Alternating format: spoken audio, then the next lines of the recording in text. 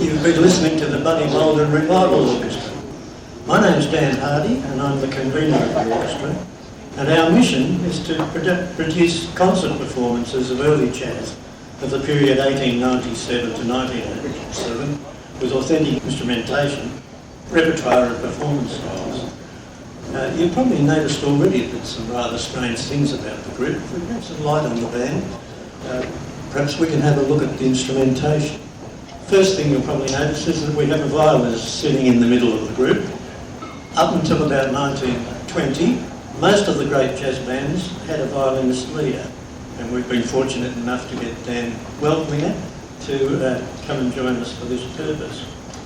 On the left of him is Jeff Bull, who needs no introduction to you, but all of these New Orleans bands had a cornet staff. You'll notice they had no trumpets, and Jeff's been persuaded to take his little gold cornet, just like the one Buddy Bolden had, and he's playing the cornet for us.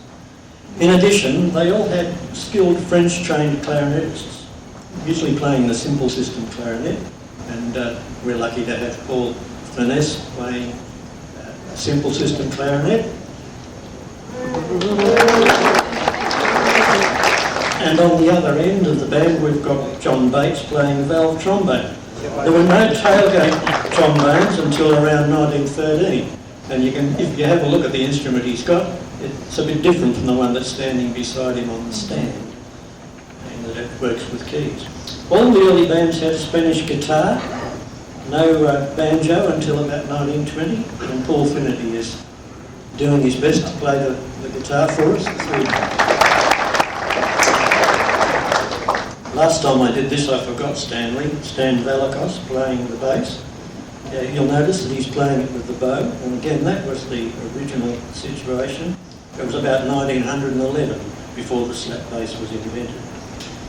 Poor Anthony, who you can hardly see at the back here, has had to get rid of all the fancy traps of his drums, and he's playing a kit rather like the very early ones, with just bass drum, side drum and one cymbal. The foot pedal was invented in 1896, so he's playing with the foot pedal because that's allowed. And there was no piano before 1910. Now all the tunes played by our band are tunes that belong to the repertoire of Buddy Bolden. Some of them are very old, they're all very interesting and got interesting histories. Some of them are still played by New Orleans bands, some of them are vulgar, and some of them are sentimental.